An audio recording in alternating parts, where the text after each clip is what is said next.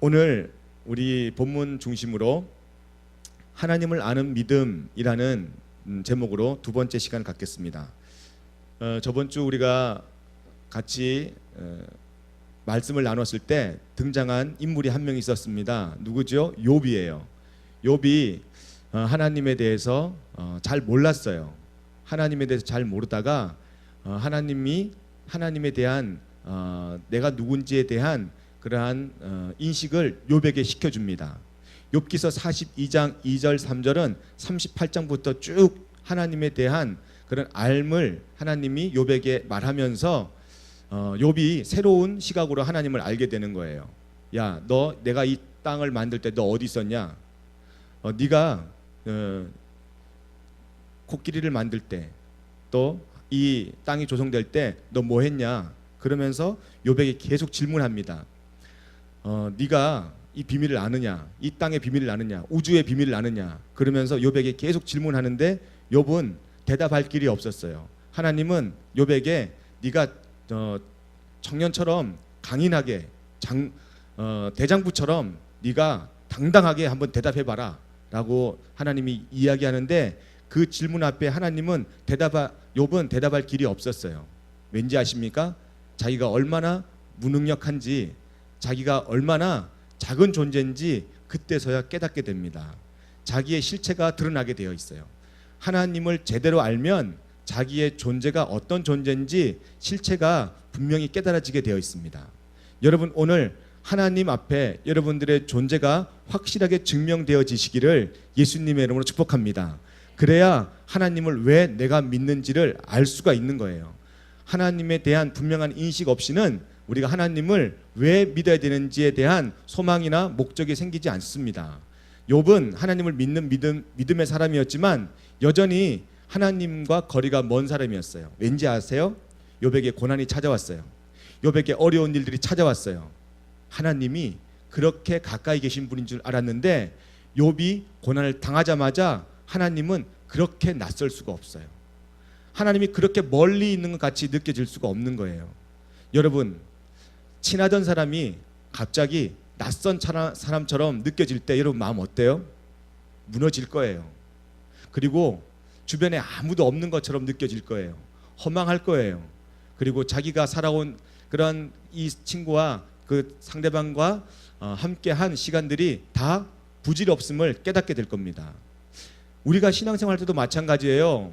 욥은 신앙생활 할 때 고통에 대해서, 고난에 대해서, 시련에 대해서 그렇게 깊이 생각하지 않았어요. 근데 갑자기 교통사고처럼 찾아온 욥에 대한 고통은, 욥에게 벌어진 시련은 하나님을 무척이나 낯설게 만들었어요. 하나님 도대체 누구세요? 하나님 도대체 어디 계세요? 그러면서 욥은 질문하기 시작했고요. 하나님에 대해서 계속해서 욥에게 이야기하는 게 너무나 많은 그런 내용들로 기록되어 있습니다. 그때 욥은 그 하나님에 대한 인식을 통해서 와, 나 아무것도 아니구나. 와, 나 진짜 무기력한 존재구나. 나 정말 무능력한 존재구나. 당대 의인으로 칭찬받던 욥이 하나님 앞에 너무너무 형편없는 사람임을 그때서야 고백하는 거예요. 자기의 도덕성도 파괴되고요, 자기의 윤리도 다 부질없음을 이야기하는 그러한 내용이 바로 욥기서의 내용이에요. 그런 욥기서를 보면서 저는 그렇게 깨닫습니다. 우리에게도 이러한 욥처럼 많은 어려운 일들이 찾아올 수 있다. 왜냐? 사람은 누구에게나 어려운 일이 찾아오게 되기 때문입니다. 근데 이 어려운 일, 다시 말해서 우리를 유혹하는 일, 우리를 힘들게 하는 일, 우리를 가슴 아프게 하는 일은 어떤 그런 배우의 인물들, 배우의 그런 배경이 있을까 고민해봤어요. 어떤 배경이 있을까요? 어떤 배경이라고 여러분들이 조금만 생각하면 그 답을 찾을 수가 있어요. 하나님이 천지를 창조하시고 난 다음에 모두가 다 아름다웠어요. 모두가 다 선했어요. 그 아름답고 선한 땅에 창세기 3장 1절부터 17절 보니까 어둠이 등장합니다. 그죠? 마귀가 등장해요. 마귀가 등장해서 그 하나님이 만들어 놓은 선한 그곳에 이제 어둠을 깃들이게 해요. 아담과 하와에게 유혹합니다. 먼저 하와가 넘어가요. 하와가 넘어가면서 하나님의 선하심이 파괴됩니다. 하나님과의 교제가 단절돼요. 그게 바로 어둠이 우리에게 주는 그러한 아픔이고 상처입니다. 우리에게 찾아오는 모든 시련은 우리가 못났거나 또 우리가 재수가 없어서 찾아오는 것이 아니라 어둠 때문이에요. 여러분들이 분명히 인식해야 됩니다. 우리에게 어둠이 찾아오는 이유는, 우리가 그런 시련 때문에 고통당하고 자꾸만 디플레스 되는 이유는 그 배경이 있다는 거예요. 원인이 있다는 거예요. 원인이 없는 것은 결과가 존재하지 않습니다. 원인이 있기 때문에 결과가 존재하는 거예요. 그 원인이 뭡니까? 바로 마귀라는 거예요. 어둠. 이 어둠의 권세를 우리가 깨치고 일어나지 못하면 우리는 늘 그런 어려움에 원인 찾을 수 없는, 길을 찾을 수 없는, 해답을 찾을 수 없는 그런 미궁에 빠지게 되는 거예요. 욥은 그런 미궁에서 이제는 귀로만 듣던 하나님에 대해서 분명히 눈으로 인식한다고 고백합니다. 그게 바로 욥기서 42장 5절이에요. 한번 읽어보겠습니다. 욥은 그 모든 과정 다 끝에 하나님께 이런 진솔한 진정한 고백을 합니다. 한번 우리가 우리의 고백으로 하나님께 한번 드려보겠습니다. 시작. 주님이 어떤 분이시라는 것을 지금까지는 제가 귀로만 들었습니다. 그러나 이제는 제가 눈으로 주님을 뵙습니다. 할렐루야. 귀로만 듣던 주님, 이성으로만 알고 있던 주님, 윤리적으로만, 도덕적으로만 내가 내 머릿속에 그리던 주님, 그 주님의 실체가 이제 고통을 통해서, 고난을 통해서, 교통사고처럼 찾아온 어마어마한 시련을 통해서 하나님에 대한 분명한 인식이 생기게 되었다는 거예요. 여러분, 이런 측면에서 볼 때 고통과 시련은, 또 고난은 우리에게 주신 또 다른 하나님의 축복의 비밀인 것을 믿어 의심치 않습니다. 너무 감사하잖아요. 하나님을 우리가 이렇게 분명하게 인식할 수 있는 그런 고통은 우리에게 너무나 감사한 하나님의 축복인 줄로 믿습니다. 여러분들이 잘 아는 그 괴테 파우스트에 등장하는 악마가 있어요. 그 악마의 이름이 메피스토펠레스예요. 이 메피스토펠레스는 주인공을 괴롭히기 시작하는데, 어떻게 괴롭히느냐? 이 파우스트에게 이제 계속적인 젊음을 선사합니다. 그리고 파우스트의 인생을 농락하는 그러한 약속을 합니다. 파우스트는 젊음을 갖고 살고 있지만 이 악마에게, 메피스토펠레스라는 악마에게 자기의 그 인생을 다 바칩니다.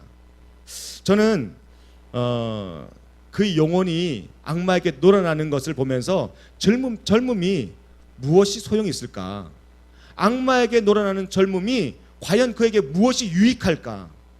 여러분, 우리는 이 소설에서만 악마에게 자기 영혼을 맡기고 젊음을 얻는 그러한 삶을 살고 있는 파우스트가 여기에만 있는 것이 아니라 오늘 우리의 삶에도 있다는 거예요. 우리의 젊음을 악마에게 농락거리로 던져주고요, 우리는 그 대신에 우리가 누릴 수 있는 쾌락을 맛보고 사는 그러한 인생은 아닌지 우리가 한번 뒤돌아볼 필요가 있습니다.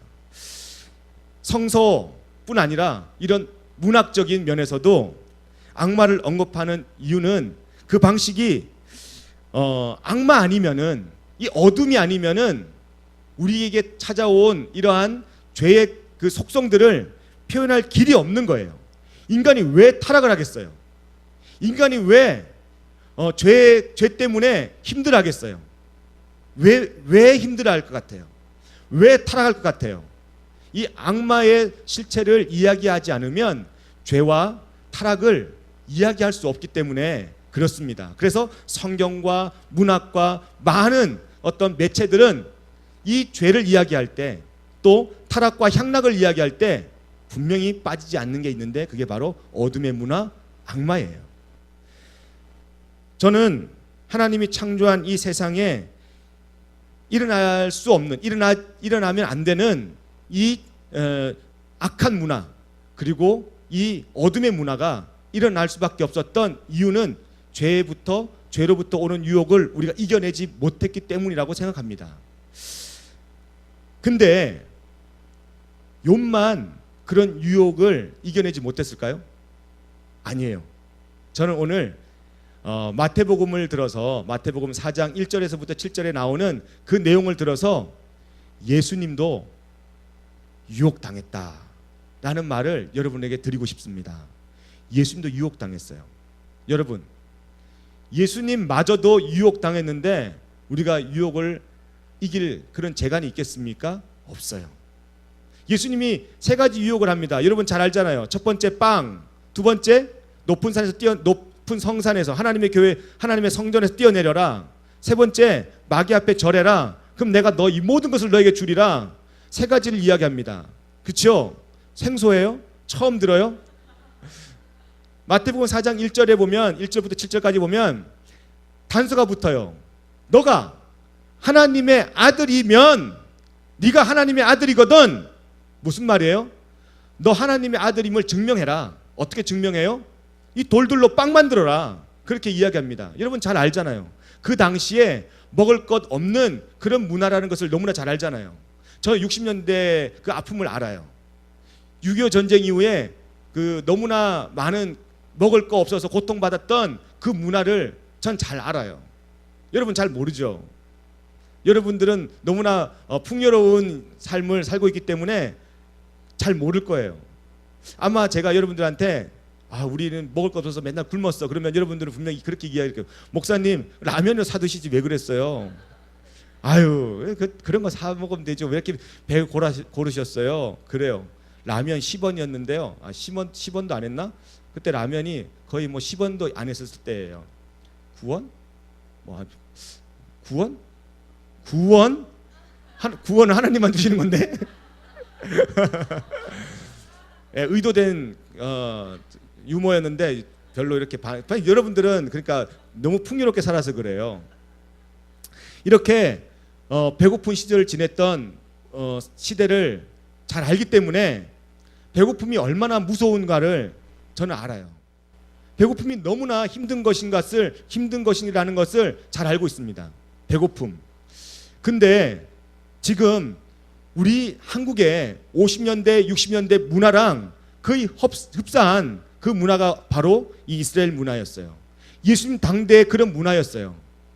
없어서 못 먹는 그런 문화가 바로 이스라엘 문화였어요. 돌로 떡 만들어 먹어라. 그건요, 지금 말하면 그 무엇으로도 하나님의 아들임을 분명하게 증명할 수밖에 없는, 그렇게 증명 가능한 일입니다. 돌로 떡을 만드는 순간, 야, 하나님의 아들 맞네. 모든 사람들이 그렇게 증명해 줄 수 있는 유일한 길이라고 착각할 수 있는 그런 방법이 바로 돌로 떡 만드는 거예요.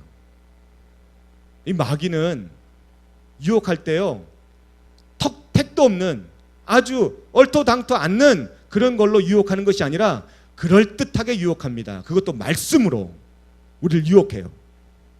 여러분, 그런 유혹을 받거든 여러분들이 어떻게 해야 되겠습니까? 말씀으로요. 근데 대체적으로 그런 유혹받을 때 우리는요, 그 마귀의 유혹에 아멘할 때가 너무나 많아요. 대체적으로. 그게 우리 현실이에요. 목사님 어떻게 이렇게 잘하세요? 왜 어떻게 그렇게 잘하는지 제가 이야기 해볼까요? 여러분 오늘 당장 이제 말씀 끝나고 같이 기도합시다 할 때 여러분 무슨 기도할 것 같아요? 하나님, 어제 만난 그 친구 마음에 듭니다. 솔직히 말해서 마음에 듭니다. 그 친구한테는 내가 자존심 상해서 말 못했지만 마음에 들어요. 이제 기도 끝나자마자 문자가 오게 하여 주시옵소서. 애프터 신청이 오게 하여 주시옵소서. 할렐루야, 할렐루야, 할렐루야. 막 그러면서 이제 기다릴 거죠. 막 전화기 붙잡고 막 신내린 것처럼 막 뜰 거예요. 막 달달달 떨면서 막 안수기도 하고 막 눈에 불 켜고 막 불 나가요. 막 전화 올지어다 막 그러고, 다음에 애프터 신청에서 만났을 때 나한테 뿅 갈지어다 막 그러고, 또 진로를 놓고 기도하는 친구들 얼마나 많이 여러분들 기도합니까? 주여, 세상에서 가장 부러워한 직업, 그 직업을 저에게 주시옵소서. 놀고 먹는 직업도 좋지만 적당히 일하고 많은 월급을 받는 그런 하나님 환상의 직업, 환상의 그런 업체를 주시옵소서. 우리 기도 제목 아니에요? 또 공부하는, 이번에 기말고사잖아. 우리 대학생 친구들, 그죠? 기말고사 다 끝났어요? 아마 이번 주나 다음 주 계속 기말고사 되고 끝난 친구들은 이제 천국을 누릴 것이고 내일 시험 치는 친구들은 아마 지금 지옥 같을 거예요. 뭐라고 기도하겠어요? 주여, 내가 공부하지 않아도 내가 찍는 것마다 다 맞게 해주시옵소서. 할렐루야. 그러면서 여러분들이 아주 강하게 기도할 겁니다. 그게 우리 기도의 그런 현 주소잖아요. 그게 돌이 변해서 빵 만들어 먹으라는 이런 유혹과 뭐가 다르겠습니까? 비슷한 거예요. 우리의 기도는 다 여기에 머물러 있습니다. 또 높은 성산에서 뛰어내리는, 그래서 천사들이 나를 받들어주는 이런 놀라운 기적, 사람들이 깜짝 놀랄 만한, 나도 깜짝 놀라고 너도 깜짝 놀랄 만한 그런 기적들을 우리가 기도 제목이라고 삼고 기도하고 있어요. 누구의 유혹이에요? 마귀의 유혹이잖아요. 근데 우리는 그 유혹에 이미 노출되어서 마귀의 유혹인지 내 신앙으로 드리는 진정한 고백인지 알 수도 없는, 헷갈리는, 왔다 갔다 하는 그러한 모습이 나와 여러분의 모습 아닙니까? 또요, 명예 너무 좋잖아요. 그죠? 모든 사람들이 당신을 사랑하게끔, 얼마나 좋은 유혹이에요. 모든 사람이 나를 좋아하게끔. 그런데 여러분, 그것도 유혹이라는 거예요. 이런 유혹 앞에 우리는 노출되어 있습니다. 제가 저번 주에 한번 읽었으면 좋겠다고 하는 오강남 교수의 종교 이제는 깨달음이다. 그 내용에 두 가지 귀중한 단어가 나옵니다. 표층 종교와 심층 종교라는 두 가지 단어가 나와요. 표층 종교는 뭐냐면 다른 종교도 있는 종교 형태를 이야기합니다. 기독교, 불교, 이슬람교, 남녀란계, 그리고 뭐 안산홍, 뭐 여러 가지 이단뿐 아니라 무슨 종교에든 어떤 종교에든 다 있는 거. 그게 뭐예요? 내 소원 들어달라는 거예요. 내 마음 다 들어달라는 거예요. 내가 원하는 거 해달라는 거예요. 어떤 종교든지 다 있는 거예요. 왜 종교가 생깁니까? 내 마음의 소원이 이루어지는 것을 바라는 마음으로 사람들이 갖는 것이 바로 종교 아닙니까? 그 종교성은 누구에게나 다 있어요. 그 종교성을 표현하는 방법이 다를 뿐이지 우리 모두는요 다 종교성이 있습니다. 그런 종교를 표층 종교라고 해요. 표면적인 건, 겉만 있는 거죠. 속은 알맹이는 없고 내용은 없고 형태만 있는 거예요. 이걸 표층 종교라고 합니다. 우리 신앙 크리스찬들이 신앙생활하면서요 이 표층 종교에만 머물러 있는 사람들이 너무나 많습니다. 표층 신앙에만 머물러 있는 사람들이 너무나 많습니다. 근데 오늘 주님은요 이 마태복음 4장 1절 7절 말씀을 통하여서 표층 종교가 아닌 심층 종교로 나아가라고 이야기하고 있습니다. 표층 종교는 빵이에요. 돌로 빵 만드는 거예요. 높은 성산에서 뛰어내리는 거예요. 또 명예를 위해서 악마에게 원한다면 내 영혼이라도 팔아가지고 내 영혼이라도 그 악마에게 던져서라도 명예를 얻고자 하는 그러한 유혹들이 우리에게 있는 것이 표층 종교라는 거예요. 거기에만 머물러 있는 종교는 표층 종교라는 거예요. 근데 오늘 주님이 그 유혹 다 당하셨어요. 그 어려움 다 당하셨어요. 그리고 표층에만 머물지 않고 어디로 나갑니까? 하나님께로 더 나아가요. 그리고 마귀를 멸해서 너는 하나님만을 섬기라 라고 하면서 단호하게 이야기합니다. 그때 마귀가 물러가고요. 누가 찾아옵니까? 그렇죠. 천사들이 와서 예수님을 수종들어요. 여러분, 이게 바로 표층 종교에서 심층 종교로 나아가는 사람의 결과입니다. 여러분, 누가 와서 수종 들고 있어요? 여러분들은? 목사님 아무도 없는데요. 여러분, 오늘 영안이 열려서 여러분들을 수종드는 천사들이 보여지기를 예수님을 축복합니다. 그리고 여러분들이 그런 유혹 앞에 농락당하지 마시고 점점 하나님의 마음을 알아. 오늘 욥이 이야기한 것처럼 주님이 어떤 분인지, 하나님이 어떤 분인지 이제 내가 알았습니다. 지금까지는 제가 귀로만 들었는데 이제는 제가 주님을 직접 눈으로 배웁습니다. 예수님이 하나님의 아들임을 얼마든지 증명할 수 있었습니다. 근데 증명하지 않아요. 어디까지 증명하지 않았어요? 십자가에 달려 죽으시기까지 증명하지 않았어요. 많은 사람들이요 증명하래요. 네가 하나님의 아들이거든 뛰어내려라. 근데요 주님은요 그때 그런 긴박하고 절박한 순간에도요 주님은 주님의 의지대로, 주님의 뜻대로 증명하지 않았어요. 심지어는 뭐라고 이야기해요? 엘리 엘리 라마 사막다니, 나의 하나님 나의 하나님 어찌하여 나를 버리셨나이까. 그만큼의 어려움을 당하여도 주님은요, 주님의 방식으로 본인의 뜻대로 하나님의 아들임을 증명하지 않았어요. 그냥 죽으셨어요. 십자가의 죽음은요, 하나님의 아들임을 증명했습니까? 아니요. 예수님이 죽기 전에도 수많은 죄인들이요, 십자가에 처형당했습니다. 수많은 죄인들이 당한 처형 그대로 주님은 동일하게 십자가에 처형당하셨어요. 처형당할 때 뭐 못을 박는데 못이 막 휘었어요. 이렇게 못이 안 들어가네. 막 휘어. 창을 찔렀는데 창이 막 부러져. 뭐야, 이상한 사람이야, 사람 아니야 이거. 이상한데 못을 박았는데 막 십자가 붕붕 떠다녀. 막 스카이 콩콩처럼. 매너 낮아봐라. 막 내가 인간인 줄 아냐? 하나님의 아들이다. 이 아이 인간들아. 막 그러면서 막 예수님이 그렇게 하다가 이제 나 이제 죽는다.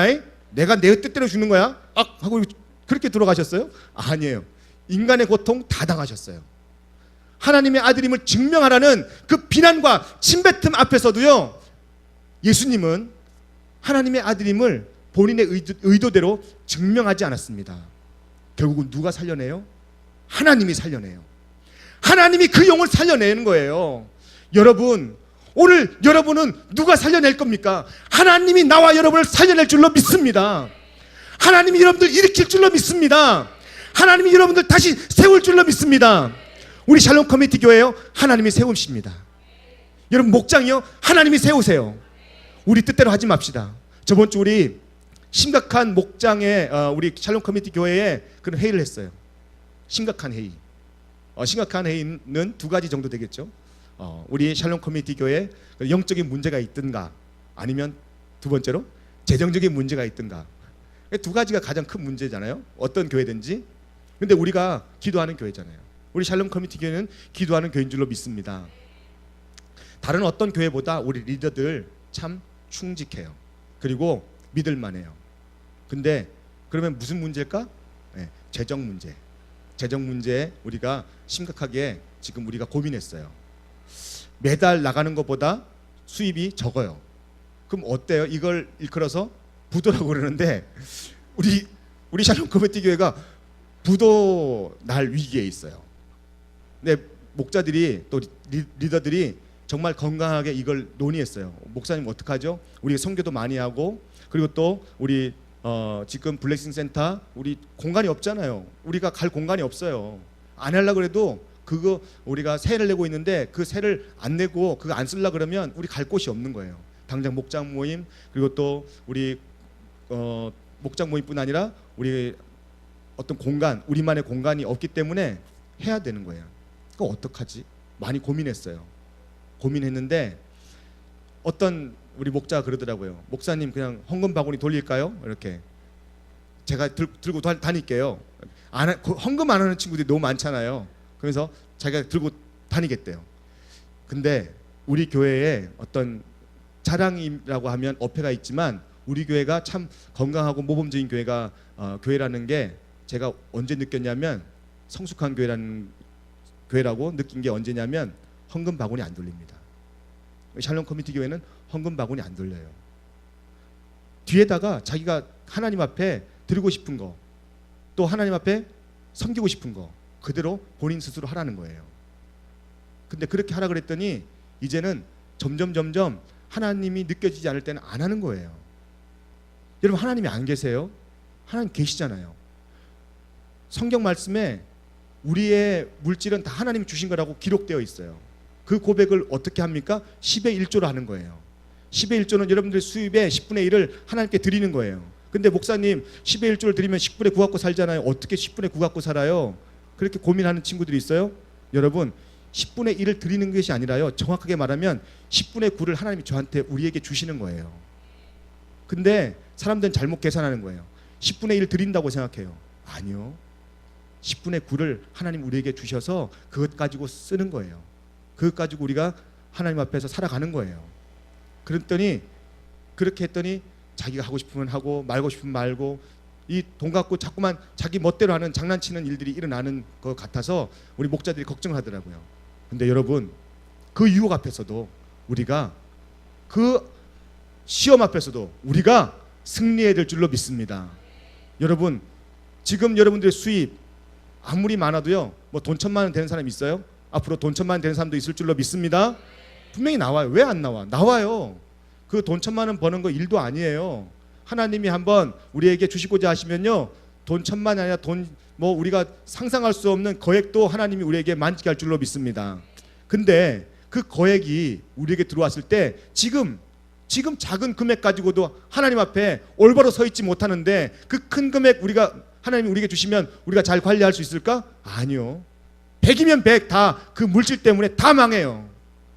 악마의 유혹 앞에 다 넘어지고 말아요. 여러분, 오늘 우리가 적은 금액 받을 때 지금 여러분 갖고 있는 것에서 악마의 유혹에서부터 자유로워지시기를 예수님의 이름으로 축복합니다. 여러분 한번 해보세요. 그렇게 한번 도전해보세요. 그리고 여러분 깨끗하게, 그리고 하나님 앞에 거룩하게 성별되게 한번 물질부터 여러분이 하나님 앞에 고백하는 신앙이 있기를 예수님의 이름으로 축복합니다. 예수님이 그렇게 살았어요. 표층 종교에서 심층 종교로 내려갔습니다. 그럴 때 예수님이 누구의 아들임을 누가 증명했어요? 하나님이 증명하셨어요. 부활을 통해서 하나님이 증명하셨어요. 여러분, 우리가 하나님의 아들인 것을 누가 증명해요? 내가 증명하는 것이 아니라 하나님이 우리 삶을 통해서 증명할 줄로 믿습니다. 예수님이 인격으로, 예수님이 있는 모습 그대로 하나님 앞에 그 품격 있는 삶을 통하여서 하나님의 아들임을 증명하셨듯이, 여러분 오늘 하나님의 아들 된 우리가, 하나님 우리를 다 양자 삼으셨잖아요. 자녀된 권세가 우리 모두에게 있잖아요. 그렇다면 그 자녀된 권세의 품격을 하나님을 신뢰하면서 하나님을 바라보면서 여러분들이 누리며 살아가기를 예수님의 이름으로 축복합니다. 그렇다면 왜 우리는 그 하나님의 이 현존하심을 눈으로 보지 못하는 걸까요?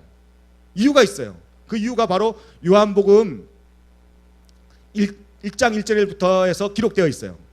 우리가 하나님을 본다고 할 때 볼견자를 씁니다. 볼견자를 쓴다 그랬어요. 근데 볼견자는 눈목자의 사람인자라 그랬어요.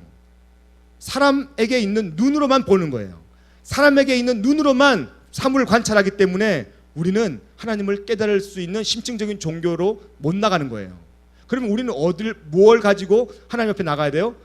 볼견자나 본다는 의미는 아니지만 깨달을 각자를 내가 저번 주에 말씀드렸어요. 깨달을 각자는 배울 학자의 볼견자를 씁니다. 밑에 아들 자자 빼고 볼견자를 써요. 배움으로써 보게 된다는 거예요. 배움으로써 진정한 봄이 생긴다는 거예요. 여러분 뭘 배워야 돼요? 우리 하나님을 아는, 하나님을 보게 되는 그런 믿음을 배워야 될 줄로 믿습니다. 하나님으로부터 배워야 돼요. 하나님이 우리에게 배움을 주세요. 근데 그 배움은요, 때로는 고난일 수 있고 고통일 수 있고 아픔일 수 있어요. 저는 제가 신앙생활하면서 또 살면서 하나님을 제일 많이 깨달았을 때가 언제냐고 여러분들이 묻는다면, 고통받을 때, 힘들 때, 어려울 때, 그때 하나님이 제일 많이 깨달아졌어요. 평화로울 때, 내 삶이 아무 문제 없을 때, 내 삶이 그냥 평탄할 때, 그때보다는 내 삶이 정말 고통스러울 때, 사망의 음침한 골짜기를 걸어가는 것 같은 그런 괴로움이 있을 때, 가슴 아픈 일이 있을 때, 나에게 상처를 주어서 내 마음이 찢어질 때, 그때요 하나님을 더 많이 알게 되더라고요. 그때 하나님을 더 많이 인식하게 되더라고요. 여러분에게 도전합니다. 혹시 만약에 여러분들에게 찾아오는 어려움이 있다거나 고통이 있다거나 시련이 있다거나 아픔이 있을 때, 여러분 그 환경을 어떻게 여러분들이 해석해야 됩니까? 아우 나 이런 어려움 싫은데, 아우 나 이런 고통 싫은데, 아이 나 싫어, 이런 어려움 싫어.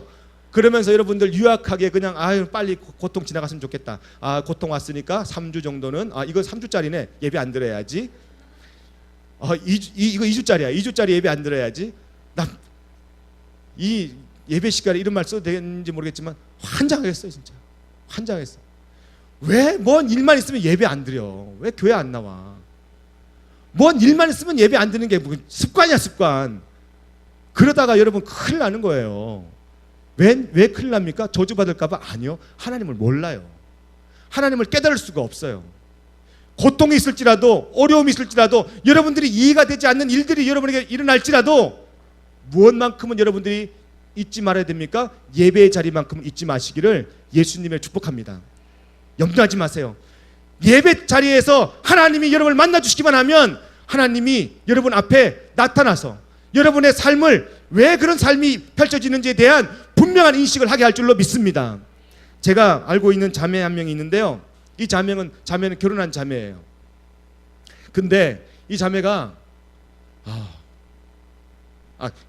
결혼을 하지 않은 자매예요. 결혼을 하지 않은 자매인데 이 자매가 사랑하는 남자가 생겼어요. 사랑하는 남자가 생겼는데 사랑하는 남자와 사랑에 푹 빠졌는데 알고 보니까 유부남이었어요. 그래서 이 자매가 너무 가슴이 아파하는 거야. 걱정하지 마요. 강 건너에 있으니까 여기 아무도 없어요. 뭐 또 누구지? 1번, 2번, 3번, 4번. 그렇게 하지 마. 제발 그렇게 하지 마. 있는 그대로 받아들여.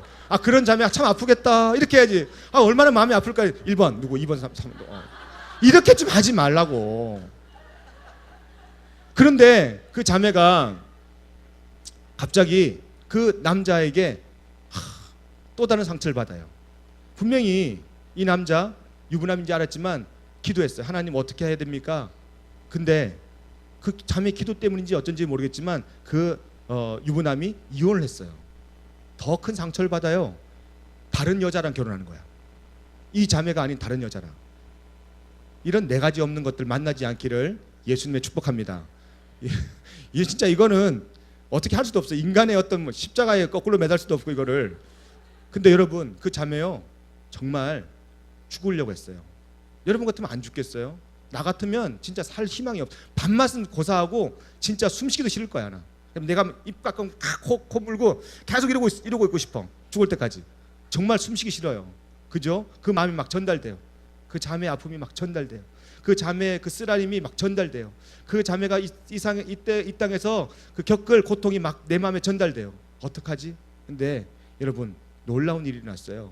그 자매가요 너무 감사하게도 예배 자리에 안 빠지는 거예요. 예배 자리에 참석하는 거예요. 그 예배 자리에서 하나님께 예배 드리는데 그 자매의 어려움이 왜 그렇게 찾아왔는지에 대해서 분명히 인식하게 되고요, 하나님을 만난 놀라운 일이 일어난 줄로 믿습니다. 예배 한번 승리하면서요 그 자매 회복되었어요. 예배 한번 하나님께 온전히 드리면서요 그 자매의 마음이 회복된 줄로 믿습니다. 여러분, 오늘 여러분들의 마음의 아픔들이 어디 가서 회복되겠습니까? 어디 가서 여러분들의 마음을 위로받겠습니까? 예배의 자리밖에 없어요. 그 자리 외에는 다른 어떤 자리에도 여러분 마음을 회복시킬 만한 그 자리가 없는 줄로 믿습니다. 그 어떤 것으로도 여러분 마음을 위로할 그 위로가 없는 줄로 믿습니다. 하나님밖에 없어요. 예배의 자리밖에 없어요. 여러분, 예배의 자리에서 승리하시기를 예수님의 이름으로 축복합니다. 그 예배의 자리에 나왔을 때 깨달을 각자가 생기는 거예요. 하나님을 눈으로 뵙는 놀라운 역사가 일어나는 거예요. 그렇기 때문에 여러분들이 어려운 일이 있으면 이거 2주짜리야, 2주 정도 빠져야지, 이거 4주짜리네, 4주 정도 빠져야지, 이런 정말 어리석은 생각이랑 지금부터 아예 시초에도 하지 마시고 이제 어려움이 오거들랑 어떻게 해석해야 됩니까? 아싸, 이 어려움을 통하여서 하나님을 온전히 뵙겠구나. 그래, 내가 지금 당장 하나님 예배 자리로 나갑니다. 주여, 내 자리로 나갑니다. 주님 만나 주시옵소서. 그런 여러분들의 신앙이 있기를 예수님을 축복합니다. 요한복음에 보면 이렇게 나와요. 태초에 말씀이 계셨습니다. 그 말씀은 하나님과 함께 하셨는데 그 말씀은 곧 하나님이셨습니다. 2절 보니까 그분은 세상이 창조되기도 전에 하나님과 함께 계셨습니다. 3절, 모든 것이 그분을 통하여 지음을 받았습니다. 지음을 받은 것 중에서 어느 것 하나도 그분 없이 지어진 것이 없습니다. 그래요. 이 창조 세계 안에 우리도 지어진 줄로 믿습니다. 4절 여러분들 시작.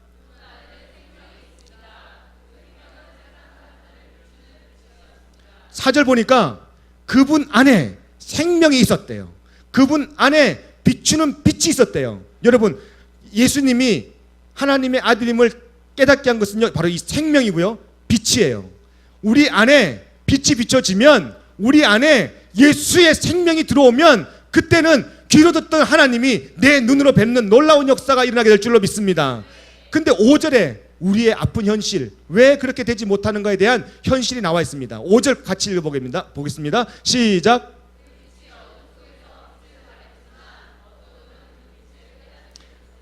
깨닫지 못했대요. 이게 우리의 현실이에요.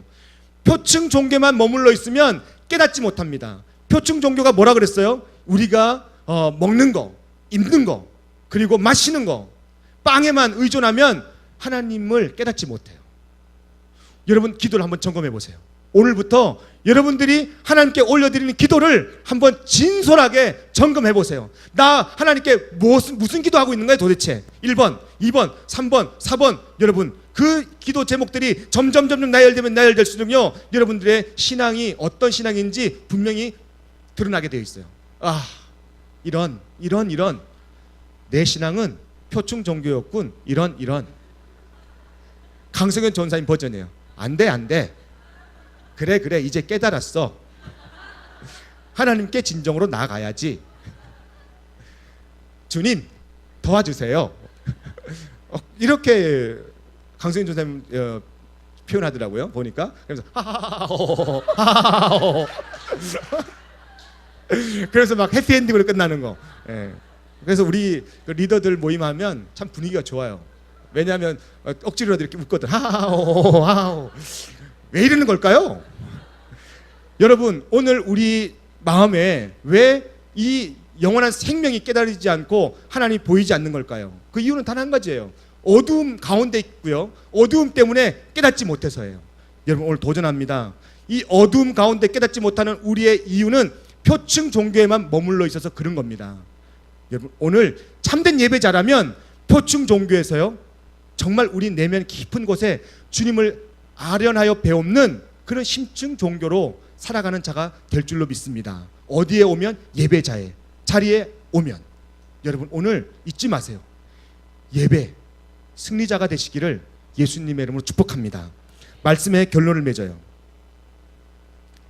저는 여러분들에게 하나님을 아는 믿음이라는 말씀을 제목을 가지고 전했습니다.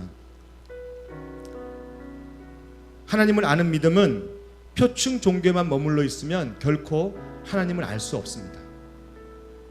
표면적인 신앙 가지고서는 결코 하나님을 볼 수 없습니다. 욥은 표면적인 신앙이 마치 온전한 신앙인 양 착각하고 살았습니다. 그런데 표면적인 신앙은 어려움이 오면 한 번에 자신의 삶에 자신의 신앙의 토대도 다 흔들릴 만큼의 그런 나약한 신앙인입니다. 하나님이 내 마음 깊은 곳에 계시는 그런 신앙은 심층 종교, 심층 신앙입니다. 심층 신앙은 아무리 고난이 와도 아무리 어려움이 와도 아무리 아픔이 와도 그 아픔을 하나님 안에서 해석해냅니다. 그리고 예수님이 살아가신 그 모습대로 살게 되어 있습니다. 그 모습이 바로 요한계시록에 기록되어 있습니다. 요한계시록 우리 이렇게 분위기 좋을 때 한번 같이 읽어보겠습니다. 얼마나 좋아요. 4장 1절 시작.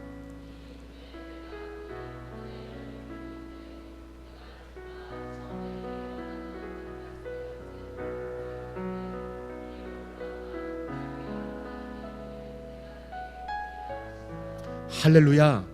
여러분 오늘 심층 종교, 심층 신앙으로 살아가는 사람은요 이 고백이 있습니다. 이후에 마땅히 될 일.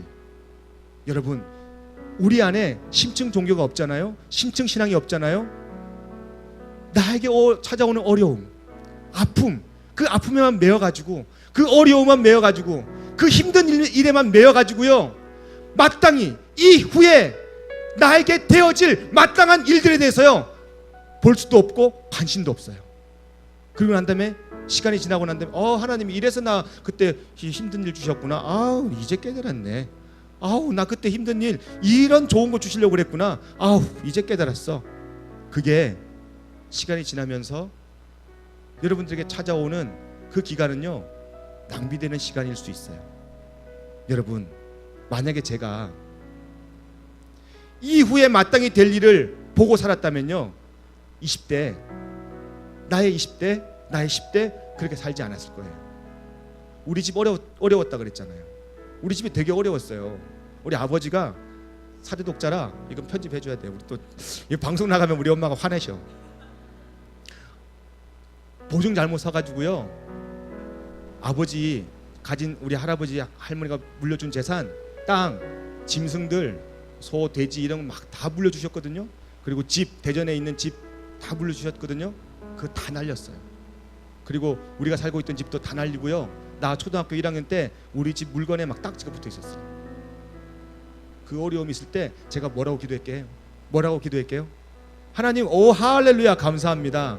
저에게 이런 어려운 일을 주신 이유는 이후에 마땅히 될 일을 저에게 보여주시기 위해서 하나님 이런 일이 생기게 하셨죠. 할렐루야, 하나님 감사합니다. 아침에도 찬양, 점심에도 찬양, 저녁에도 찬양. 주여, 내가 어떻게 하나님께 귀하게 쓰일 거 20년, 30년 후에 내가 예수마을교회 또 샬롬 커뮤니티 교회 이렇게 쓰임 받을 것을 봅니다, 주여. 오 주여, 보입니다, 주여. 보입니다. 이랬으면 내가 그렇게 하나님 앞에 삿대질 안 했을 거예요. 하나님 원망 안 했을 거예요. 하나님께요, 정말 제가 할 수 있는 최고의 욕들을 했어요. 지금 생각하면 가슴이 아파요. 심지어는요, 제가 길 가다가도 막 칼을 대고 욕했어요. 이렇게 손 삿대질하면서 제가 이랬어요. 이 손가락 이걸로 했을까?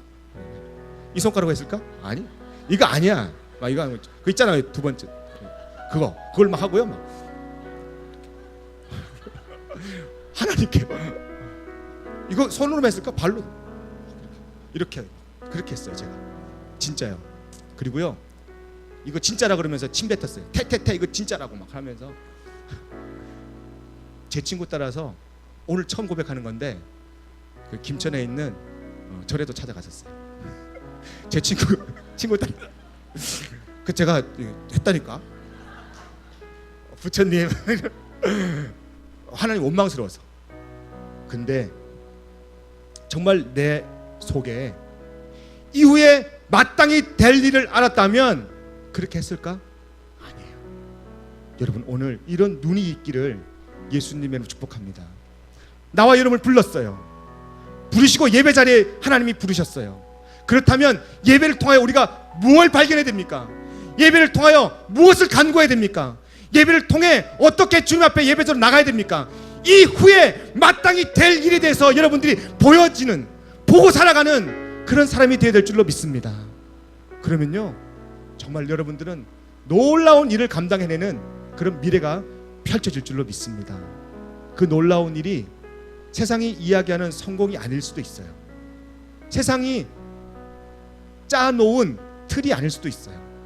완전히 다른 다른 짜임새일 수도 있어요. 그렇지만 여러분들, 그럴 때라도 여러분들은 무엇을 보고 살아요? 마땅히 될 일, 그 일을 보고 살기 때문에 하나님의 뜻을 분명히 해석해내고, 뭘로요? 여러분의 삶으로, 하나님의 말씀을 여러분의 삶으로 해석해내는 그러한 위대한 존재가 될 줄로 믿습니다. 그런 삶이 저와 여러분에게 있어서 요한이 본 놀라운 천상의 세계를 여러분들이 보고 살아가는 복된 삶이 되기를 예수님으로 축복합니다. 같이 한번 우리 찬양 드리면서 하나님께 나가도록 하겠습니다. 주님, 찬양합니다. 또 고백합니다. 주님 앞에 예배자의 자리로 나왔습니다. 나의 눈을 들어서, 나의 눈을 열어서, 나의 마음을 열어서 주님 보게 하시옵소서. 마땅히 될 일을 바라보게 하여 주시옵소서. 우리 하나님 앞에 찬양으로 고백드리면서 우리 같이 함께 기도하기 원합니다. 내 마음의 눈을 여서서, 내 마음의 눈을 여서서